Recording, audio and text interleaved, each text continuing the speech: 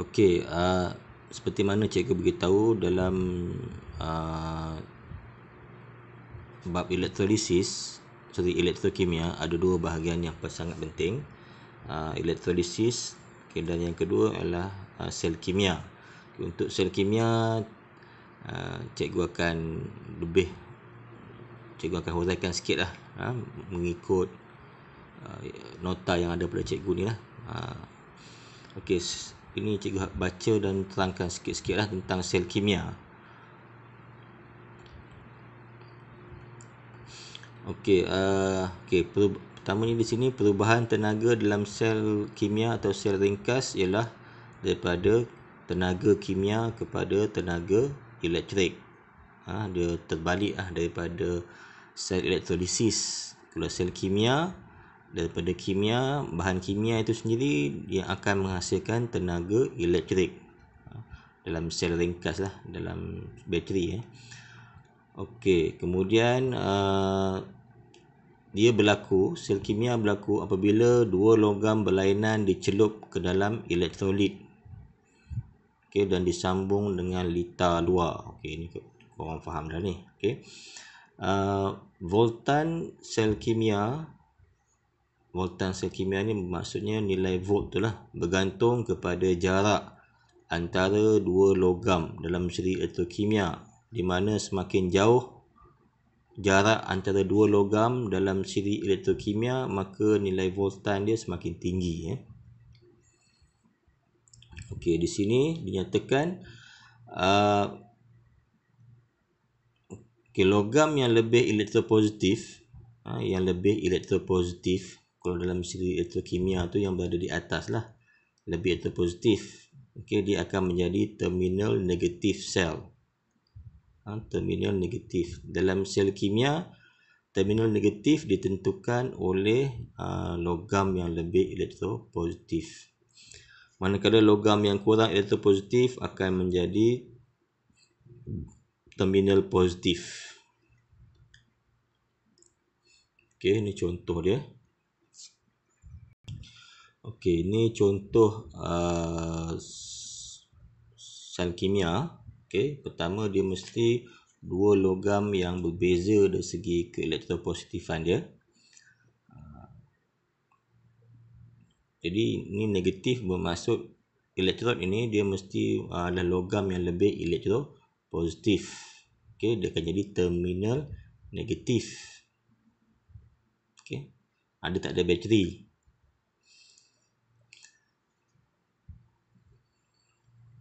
Ini cikgu rasa kamu faham ni. Kita tengok satu contoh cara kerja sel kimia. Dia beri satu contoh ni, magnesium kuprum. Kita akan bincangkan cara bagaimanakah proses kimia yang berlaku di dalam sel kimia ni. Yang pertama, magnesium ni dia akan menjadi terminal negatif. Kerana apa? Kerana dia lebih elektropositif daripada kuprum. Dalam sel kimia ni biasa soalan suka tanya, kamu nyatakan di mana terminal negatif, di mana terminal positif, dan alasan kenapa dia jadi terminal negatif, kenapa dia jadi terminal positif. Dia agak berbeza sedikit dengan sel elektrolisis. Dia jarang tanya. Kalau sel kimia ni dia suka tanya terminal dia. Cara kerja proses ni adalah memandangkan magnesium ni lebih elektropositif. Lebih elektropositif maksudnya adalah logam itu senang untuk melepaskan elektron. Kalau kita sambung dia punya litar luar ni, dia akan serta-merta yang mana lebih elektropositif ni, iaitu atom magnesium akan melepaskan elektron, membentuk ion magnesium. Jadi magnesium ni dia akan daripada logam, magnesium ni logam, persamaan setengah dia, bila melepaskan elektron, dia dibuang 2 elektron dan menghasilkan ion. Jadi magnesium ni daripada logam dia akan jadi ion. Jadi pemerhatian kita, elektron tu akan menjadi nipis.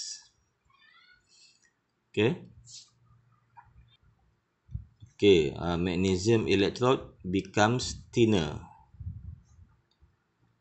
Okey, elektron yang dibebaskan tadi, ini dibebaskan ni oleh magnesium, atom magnesium, dia akan mengalir melalui litar luar. Dia akan mengalir kat sini elektron.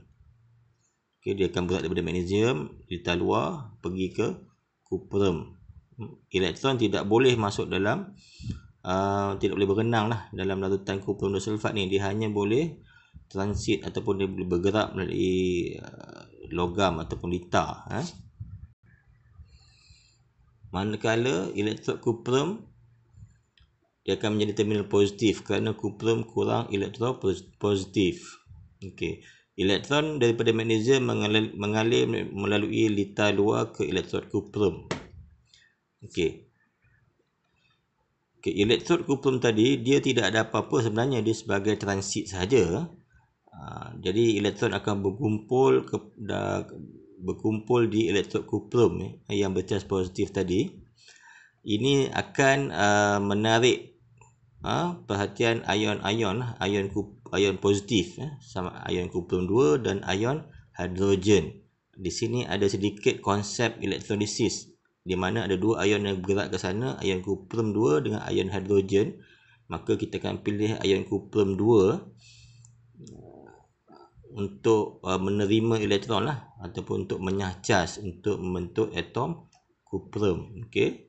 Jadi antara dua ion kita pilih ion kuprum. Di positif ni dia ada sikit konsep elektrolisis. Negatif tu tadi tak ada lah. Okey, kemudian ini persamaan setengah dia, kamu kena tahu buat daripada ion tadi menerima elektron yang disingkirkan oleh magnesium. Bila menerima dia jadi logam. Jadi apa yang kita akan nampak adalah pemerhatian ialah pepejal perang terenap. Pepejal perang terenap. Okay, dari segi pemerhatian elektrolit. Okey, elektrolit kita guna larutan kuprum 2 sulfat. Maka pemerhatian kita kepada larutan kuprum 2 sulfat tadi semakin berkurang. Kepekatan larutan ni semakin berkurang kerana ion kuprum 2 di dalam larutan tadi dinyahcaskan menjadi atom kuprum. Kepekatan berkurang. Bila kepekatan berkurang ataupun kepekatan ion kuprum 2 berkurang, maka keamatan warna biru larutan kuprum 2 sulfat pun berkurang.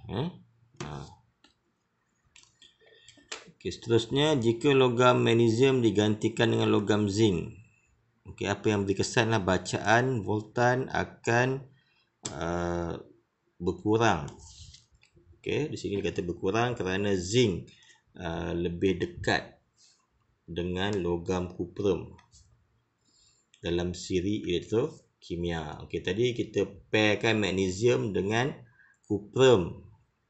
Bila kita tukar zinc dengan kuprum, maka bacaan ni lagi kecil lah nilai dia sebab pasangan tu dia lebih dekat dalam siri elektrokimia berbanding magnesium dengan kuprum. Okey, yang kita bincang sel kimia tadi, bolehlah katakan tu sel, nama dia sel kimia ringkas. Sel kimia ringkas. Okey, di sini ada satu lagi jenis sel kimia, biasa kamu tahu, itu sel Daniell. Okey, sel Daniell dia ada dua gambar rajah lah. Dua-dua pun adalah sel Daniell. Dua-dua pun sel Daniell. Kamu boleh lukis salah satu lah. Okey. Ini sel Daniell. Di mana ciri-ciri dia adalah diasingkan dua larutan, di mana dua larutan yang berbeza ini direndam dalam logam dia. Logamnya maksudnya kalau dia pakai logam zinc, dia mesti rendam dalam larutan zinc. Kalau di kuprum, dia mesti rendam dalam larutan kuprum. Okey, itulah ciri-ciri sel Daniell. Okey, kemudian sama konsep dia, terminal negatif. Okey, macam mana nak dapat terminal positif, semua sama saja dengan sel kimia. Okey, tak ada apa di sini. Okey, itu saja.